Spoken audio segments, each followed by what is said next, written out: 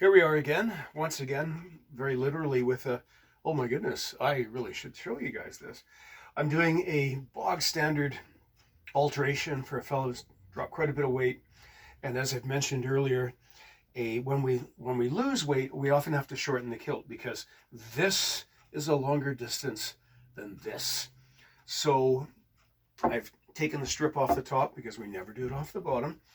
I've extended the fell on the outside. I've sewn down the fell to the top. I've stabilized the top of the fell so that it doesn't come undone. Now, on the outside, it looks just fine, right? It's got the right number of pleats. They're nicely laid out. We don't have more pleats on one side than the other. So there's all these good points. And then we get into the inside and we wonder, what on earth am I looking at? Because I have to see the yellow is my new steeking line. That's the bottom of the fell. So that's where I'm going to sew that heavy back stitch to stabilize it. And you remember again, the purpose of this is to add a little more strength to the bottom of the seam and also prevent a jagged sort of sawtooth effect at the bottom because we keep everything lined up. Where things get crazy, remember my earlier video about checking your work. When you lift up the work, you should see, and this works for the inside as well as the outside, you should see the same element of the cloth. White line, great.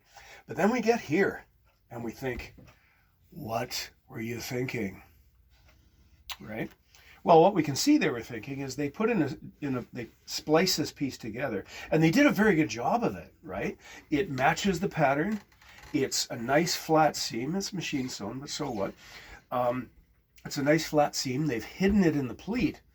But then they seem to have kind of lost their mind here because we have three on top. We have three stacked basically, or at least one over two.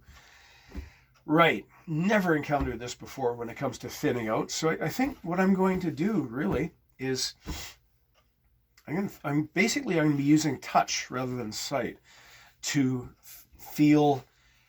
I'm going to proceed a little bit at a time, take a little bit off and feel what it looks like, because we don't want, at the end of it, when the canvas is on and the lining is on, we don't want that sort of princess and the pea syndrome where you have a lump in the kilt because the work is irregular. So I've started here, I got this far, I looked at that and went, yeah, let's get that video and put this in thing.